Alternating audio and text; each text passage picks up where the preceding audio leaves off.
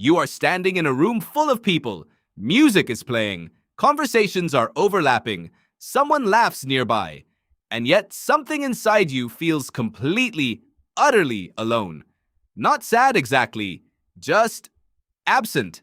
Like you are watching everything through glass. You are not broken. You are not antisocial. And the answer to why this happens is far stranger than you think. It starts about 50,000 years ago. Your ancestors did not live in cities. They did not go to parties. They did not move through crowds of strangers. They lived in bands of roughly 50 to 150 people. Every single face was known. Every voice was familiar. And your nervous system was built entirely around that world. Anthropologist Robin Dunbar spent decades studying primate brains and human social groups. What he found was startling. The size of the neocortex, the part of the brain responsible for complex social thinking, directly predicted the size of the social group an animal could maintain. For humans, that number landed at around 150. That is your cognitive ceiling. 150 people. After that, your brain starts to lose the thread. This became known as Dunbar's number. And it is not just a theory. It shows up everywhere. Hunter-gatherer bands, ancient Roman military units, functional company sizes before bureaucracy kicks in.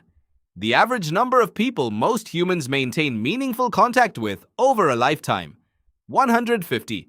Always around 150. Now think about what happens when you walk into a room of 300 people, or a concert of 30,000, or a city of 3 million. Your brain was not built for this. It was built for a world where every face meant something, where every stranger was either a potential ally or a potential threat, where being truly known by the people around you was the difference between survival and death. You have inherited that brain, and your brain is doing exactly what it was designed to do. It is scanning the room. It is looking for faces it knows deeply. It is searching for the kind of knowing that takes years of shared experience to build. And when it cannot find that, when every face around you is technically a stranger, even if you have met them before, it sends up a signal. A quiet alarm? That signal is loneliness.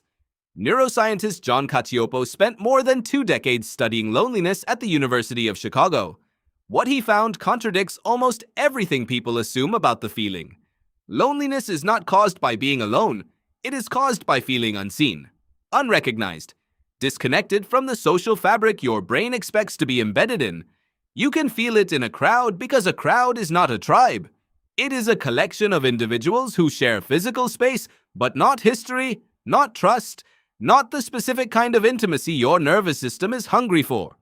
Cacioppo called loneliness a biological warning system, not a weakness, not a personal failure, a signal with the same ancient urgency as hunger or thirst.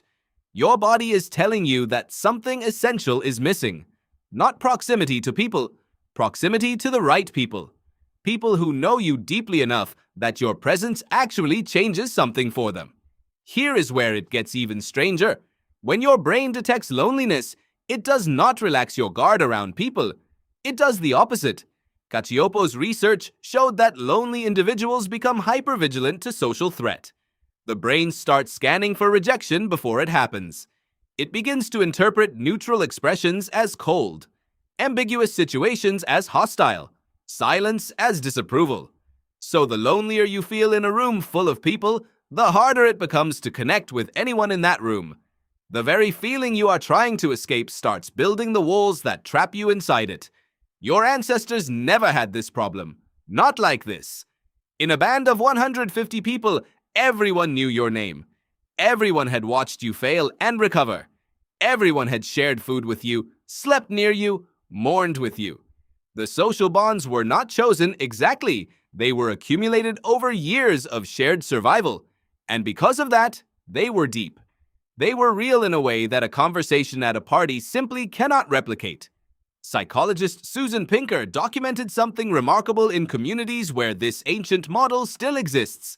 Certain villages in Sardinia, Italy, have among the highest concentrations of people living past 100 anywhere on the planet. The food is good? Yes.